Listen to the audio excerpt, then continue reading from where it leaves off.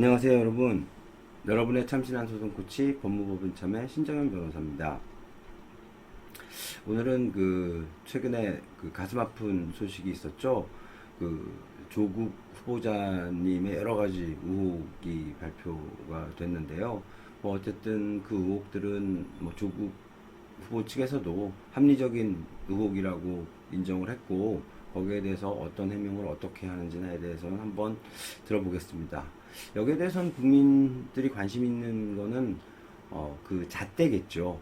과거에 조국 후보자님이 올렸던 여러 가지 생각들에 대한 잣대가 자신에게도 동일하게 적용되어 있는지에 대해서 국민들이 관심 있게 지켜볼 것 같습니다.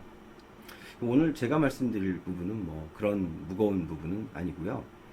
지금까지 여러 정치인들이 이런 문제가 있을 때마다, 의혹이 있을 때마다 자신의 전 재산을 사회에 환원하겠다, 기부하겠다 그랬는데, 왜 과연 기부가 다 이루어지지 않았는지에 대해서 한번 법적으로 설명을 좀 드리려고 해요.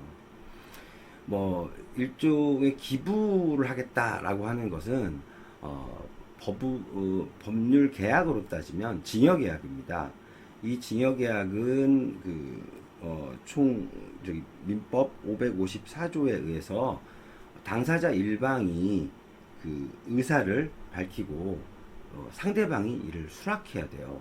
그런데 대부분 보면 상대방이 없습니다.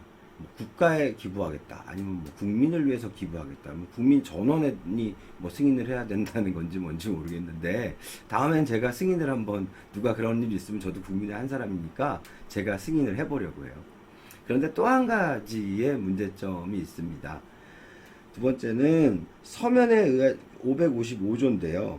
서면에 의하지 아니한 증여의 효력인데요.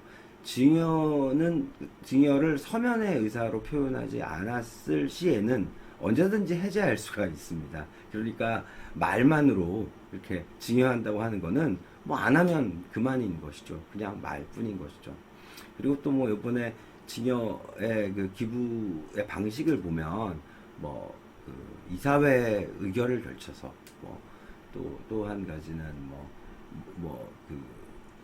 어떤 조건에 의해서 이렇게 해서 조건이 많이 또 붙어 있습니다. 그런데 조건부 징여가 되는 거예요. 이게 징여가 실질적으로 이루어지겠습니까? 그래서 만약에 미국에 있는 워렌 버핏이라든지 빌 게이츠라든지 그 사람들은 그 사람들의 서면보다는 말이 더 중요하겠죠. 그래서 얼마를 어디다 기부하겠다 그러면 반드시 기부가 이루어지는 것이 현실입니다. 근데 한국에서는 특히 정치인들이 기부한다는 약속은 지켜진 바가 거의 없는 것으로 제가 알고 있어요.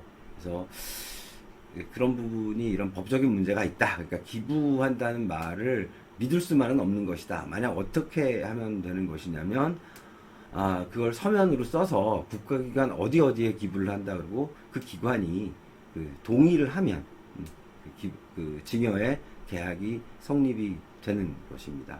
또 증여의 의사를 수락한 기관이나 단체가 달라고 하지 않으면 이건 아무 의미도 없는 것이죠.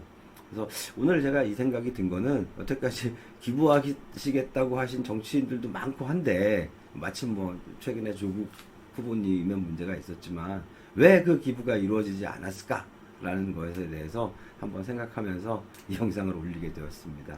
네, 저는 지금까지 법무법인 참의 참신한 소송 코치 신정현 변호사였습니다.